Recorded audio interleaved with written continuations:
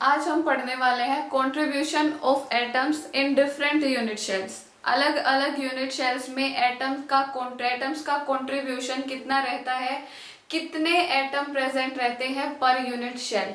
तो सबसे पहले तो एक जनरल चीज, जो हम जनरल यूनिट शेल लेंगे, जो general type of unit shell लेंगे, वो क्यूबिक यूनिट शेल ली जाती है, क्योंकि ये सबसे सिमेट्रिक यूनिट शेल होती है। यह भी हमने पहले अपने प्रीवियस वीडियो में देखा है कि प्रीवियस लैटिस जब हमने पढ़ी थी तो उनमें जो क्यूबिक शेल होती थी वो सबसे सिमेट्रिकल यूनिट शेल होती थी। तो इसीलिए हम अब जितने भी टाइप्स पढ़ेंगे, जितने भी यूनिट शेल्स में कंट्रीब्यूशन पढ़ेंगे, उन सब में क्यूबिक यूनिट शेल ही ली जाती है। तो सबसे पहले मैं क्यूबिक यूनिट शेल्स के डायमेंशंस के बारे में बता देती हूँ कि इनमें हम तीन चीजें देखते हैं: corner, face and edge. Corner रहते हैं 8, फेस रहते हैं 6 और एजेस रहते हैं 12। ये क्यूब की डायमेंशंस होती है। तो अब देखो, हमने 4 टाइप की जनरल अपनी यूनिट शेल्स देखी थी: simple cubic unit shells, body centred cubic unit shell, face centred unit shell and the last one is end centred cubic unit shell. तो सबसे पहले हम बात करते हैं सिंपल और प्रिमिटिव यूनिट शेल्स के बारे में। हमने देखा है कि in simple and primitive unit shell atoms are present at the corners only. Atom सिर्फ कॉर्नर और कॉर्नर पर ही प्रेजेंट रहते हैं। तो हमने देखो अपनी क्यूब ले ली। अगर मैं एटम की प्रेजेंस से दिखाऊं तो एटम कहाँ प्रेजेंट रहेंगे? Eight the corners.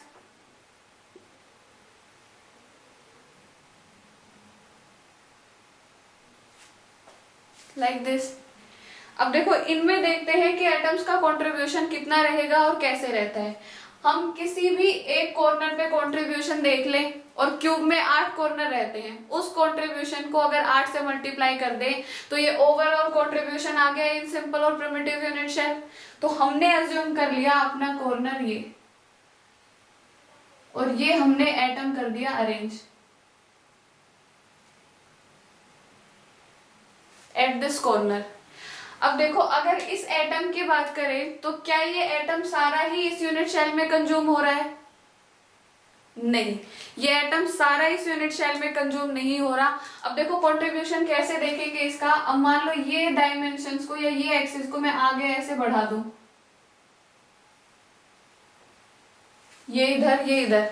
अब ये तो एक तरीके से सर्कल ही हो गया, और इस सर्कल का सिर्फ इतना हिस्सा इस क्यूबिक सेल के अंदर आया। ठीक है। अच्छा, अगर ऐसे विजुअलाइज करें इसको, ऐसे अगर ऑब्जर्व करें, तो इस सर्कल का सिर्फ और सिर्फ 1/4 पार्ट ही इस यूनिट शेल के अंदर आया। कितना हिस्सा इसका कंज्यूम हुआ, कितना हिस्सा इसका कंट्रीब्यूट कर रहा है? The only 1/4 part of this circle. अब एटम की अगर मैं बात करूं तो ये एटम 2 डायमेंशन में ड्रॉ किया गया है। मतलब जितना आपको ब्लैक बोर्ड पर दिख रहा है, ये उतना ही ब्लैक बोर्ड के कहाँ है? पीछे। अब जब ऑब्जर्वेंस की बात है, विजुअलाइजेशन की बात है, तो ये सिर्फ आधा ही एटम दिख रहा है हमें, आधा एटम नहीं दिख रहा। तो अगर मैं बात करूं यहाँ कॉन्ट्रीब्यूशन की, तो मैं ये कह सकती हूं दैट 1/4 ऑफ हाफ एटम। कितना कंट्रीब्यूशन हुआ यहाँ? 1/4 ऑफ हाफ एटम, आधे का भी 1/4 हिस्सा, which is equal to 1/8 part. या फिर ये बोल दे कि पूरे एटम का कितना हिस्सा कंट्रीब्यूट कर रहा है? 1/8 पार्ट कंट्रीब्यूट कर रहा है। 1/8 part of this atom is contributing at this corner.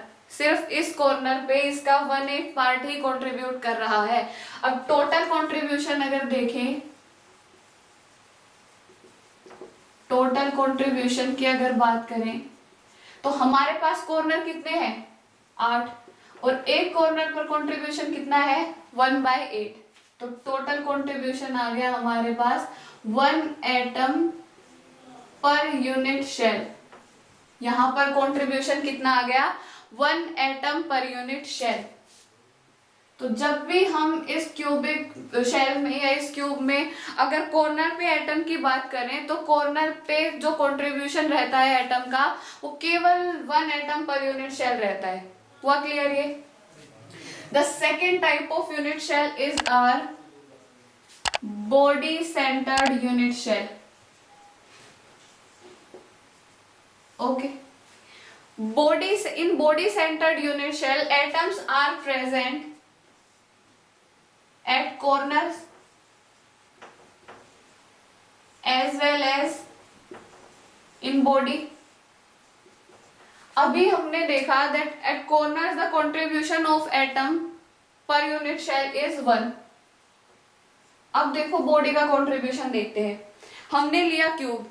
For example हम एक चौक का डब्बा ले लेते हैं. हमने बाहर से कोई एटम डाला उस चौक के डब्बे के अंदर, तो जब भी इस एटम को डालेंगे तो ये पूरा एटम इस बॉडी के अंदर अगर जाएगा तो पूरा एटम इस चौक के डब्बे के अंदर या क्यूब के अंदर ही रहेगा.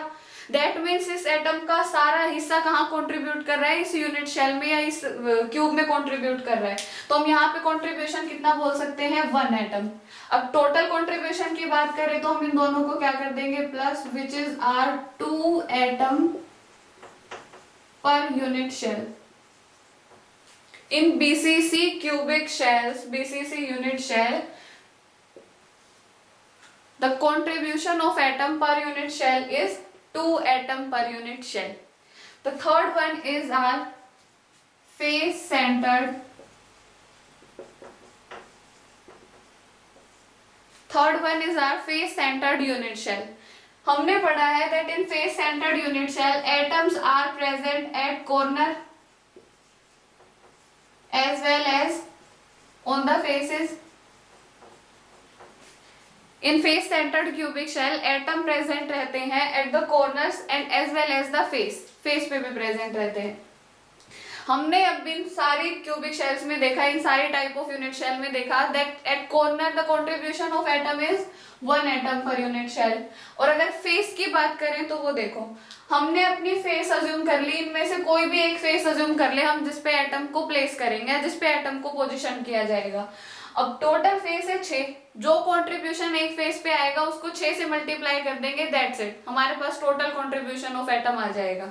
अब देखो अगर मैं एक एटम के कंट्रीब्यूशन की बात करूं, मैंने ले लिया ये फेस, एटम को यहाँ प्लेस कर दिया. अगेन जैसा कि आप सभी को पता है कि यहाँ पर ये ब्लैक बोर्ड में 2 डायमेंशनल व्यू है. अगर हम 3 डायमेंशनल व्यू की बात करें तो मैंने अपना ये हैंड ले लिया एज अ फेस. अब मैं एटम को अगर इसमें प्लेस करूंगी, एटम को इसमें फिक्स किया जाएगा तो मेरे को आधा एटम तो दिखेगा, आधा एटम नहीं दिखेगा, और आधा एटम ही इसमें कंट्रीब्यूट करेगा. सेम वैसे ही इस क्यूब में होता है, अगर इसकी किसी भी फेस पे इस एटम को प्लेस किया जाएगा या पोजीशन किया जाएगा तो इसका सिर्फ आधा हिस्सा ही इस क्यूब के अंदर कंट्रीब्यूट करेगा, बाकी आधा हिस्सा कहाँ रहेगा, क्यूब से बाहर. दैट मीन्स हम ये कह सकते हैं at one face the contribution of atom is half.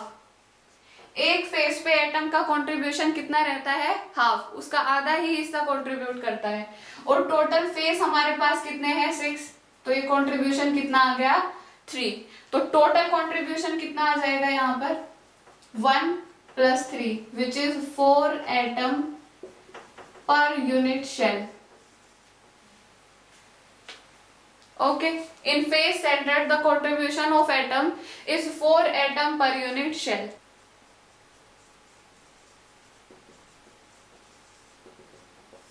Next one is our end centered unit shell which is ECC. अगर हम end centered unit shell की बात करें तो यहाँ एटम का कंट्रीब्यूशन रहता है, एटम की पोजीशन रहती है at the corners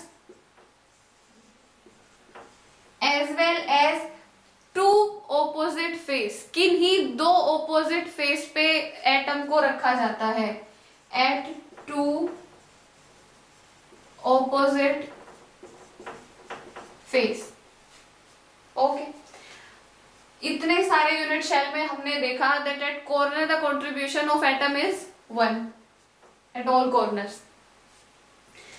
अब 2 ऑपोजिट फेस की बात करें तो 2 ऑपोजिट फेस से क्या मतलब होता है, हमने रूम को या किसी भी चौक बॉक्स को, चौक के डब्बे को या किसी क्यूब को एग्जांपल के तौर पे ले लिया. तो रूम की अगर बात करें, in the room the 2 opposite faces are, कि हम 2 ऑपोजिट फेसेस को लें, द फ्रंट वॉल और the back wall, the right wall और द लेफ्ट वॉल. ऐसे ही किन्हीं 2 ऑपोजिट फेस को हम लेंगे. अगर इस फेस पे, इस क्यूब में मैं बात करूं तो मैं इस फेस की बात करूं या फिर मैं इस फेस की बात करूं, ये दो ऑपोजिट फेस हो गए, this one and this one.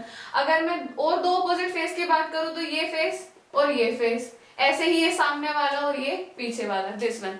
ऐसे किसी दो ऑपोजिट फेस पे एटम को प्लेस करना है। अब देखो यहां हमने कंट्रीब्यूशन देखा एफसीसी इसमें क्यूबिक शेल में कि एक फेस पे एटम का कंट्रीब्यूशन रहता है हाफ, आधा ही एटम कंट्रीब्यूट करता है। और हमारे पास है कितने फेस यहाँ पर, 2, किन्हीं भी दो अपोजिट फेस पे कंट्रीब्यूट करेगा ये, तो कितना आ गया total contribution, here 1 and here is also 1। तो टोटल कंट्रीब्यूशन हम बोल सकते हैं यहाँ पर 2 एटम पर यूनिट शेल। ये 4 तरह की यूनिट शेल हमने देखी, द सिंपल और primitive unit shell, the second one is BCC unit shell which is our body centered unit shell, third one is face centered unit shell FCC, and the last one is ECC unit shell and centered unit shell।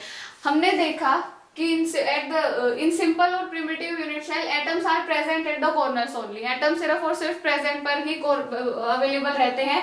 तो अगर हम corner का contribution देखें, हम किसी एक corner पे atom का कंट्रीब्यूशन देख लेते हैं और उस कंट्रीब्यूशन को टोटल 8 कॉर्नर से मल्टीप्लाई कर देंगे, that will be our total contribution of atom in that unit shell.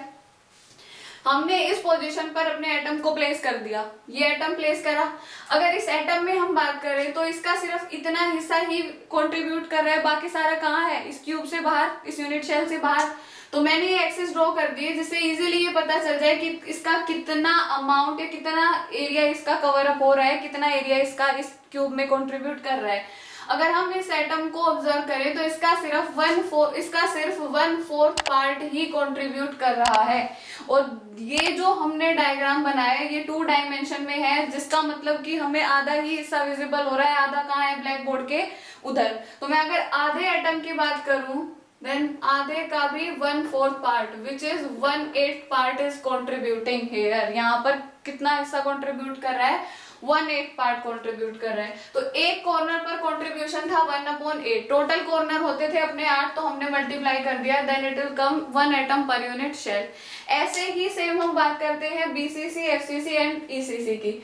In BCC atom are present at corner and body, तो कॉर्नर पर कंट्रीब्यूशन था 1, और जब बॉडी की बात करी जाए तो पूरा एटम बॉडी के अंदर प्रेजेंट रहता है, that is our contribution is 2 atom per unit cell. फिर अगर फेस की बात करें तो हम फेस सेंटर्ड पर अगर देखें तो एटम कॉर्नर पर और फेस पर प्रेजेंट रहते हैं, दैट इज कॉर्नर पर कंट्रीब्यूशन हमने देखा 1, और अगर फेस की बात करी जाए तो फेस पर कंट्रीब्यूशन रहता है कि आधा ही एटम क्यूब के अंदर आता है, आधा एटम कहाँ रहता है, क्यूब से बाहर। जब उसको उसमें फिक्स किया जाता है एट एनी फेस तो उसका आधा ही हिस्सा कंट्रीब्यूट करता है, तो हाफ कंट्रीब्यूशन। और टोटल फेस होते थे 6, तो हमने इसको कर दिया 100, तो ये आ गया 3, and the total contribution of atom is 4 atom per unit shell. Same is happening in ECC unit shell. In ECC unit shell, atoms are present at the corner and at 2 opposite face. किन्हीं 2 opposite face पर atom present रहते थे। तो corner पर contribution आया था 1, और face पे अभी हमने देखा कि एक फेस पर कंट्रीब्यूशन हाफ होता था, तो हम यहाँ ले कितने फेस रहे हैं, 2, तो कंट्रीब्यूशन आ गया 1, and the total contribution in ECC unit shell is 2 atom per unit shell. These are our total contribution of atom. अभी हमने देखा था that contribution of atom in different type of unit shell, अलग अलग unit shell में atoms का contribution. अब बात करते हैं रैंक ऑफ यूनिट शेल के बारे में। Rank of unit shell is as same as the contribution of atom और the atoms per unit cell. उन्हें रैंक वर्ड से डिनोट करा जाता है, उनको रैंक बोला जाता है। तो हमने ये टेबल देखी, पहले लिखे हमने type of unit shell, after then contribution of atom per unit shell, and then we will write rank of unit shell कि इस unit shell की rank क्या होगी। The first one is our simple cubic। हमने simple cubic का देखा था कि simple cubic में एटम कॉर्नर पे रहते थे और contribution आता था 1 एटम, तो यहाँ इसकी rank भी कितनी हो जाएगी, 1। After then we will come to BCC, body centered unit shell। यहाँ पे एटम्स प्रेजेंट रहते थे at the corners and in the center of body, body के सेंटर में प्रेजेंट रहते थे। तो वो सोल्व करने पर कंट्रीब्यूशन ऑफ एटम कितना आया, 2 atoms per unit shell. That means यहाँ पर रैंक इसकी कितनी आई, 2। इसके बाद आते हैं FCC, face centred unit shell. Face centred unit shell में एटम्स प्रेजेंट रहते थे at the corners and edge on the faces, faces पर भी प्रेजेंट रहते थे। तो वो सोल्व कर कर कॉन्ट्रीब्यूशन आया अपने पास 4 atoms per unit shell. That means यहाँ पर रैंक कितनी आ जाएगी एफसीसी के लिए 4। इसके बाद आते हैं ECC, end centred unit shell. In end centred unit shell atoms are present at the corner as well as 2 opposite faces. उसको क्वेश्चन करने के बाद या उसको सोल्व करने के बाद हमने देखा कि कंट्रीब्यूशन ऑफ एटम आया 2 एटम्स पर यूनिट शेल। ठीक है, अब 2 atom per unit shell contribution आया, दैट मीन्स यहाँ पर रैंक कितनी आई इसकी 2। सो ये है अपने different type of unit shell के अकॉर्डिंग रैंक। इस रैंक को कई बार पूछा जाता है इन कॉम्पिटिटिव एग्जाम्स और इन बोर्ड एग्जाम्स, तो उसको इन कंट्रीब्यूशन ऑफ एटम से ऐसे रिलेट किया जाता है, ऐसे सॉल्व किया जाता है।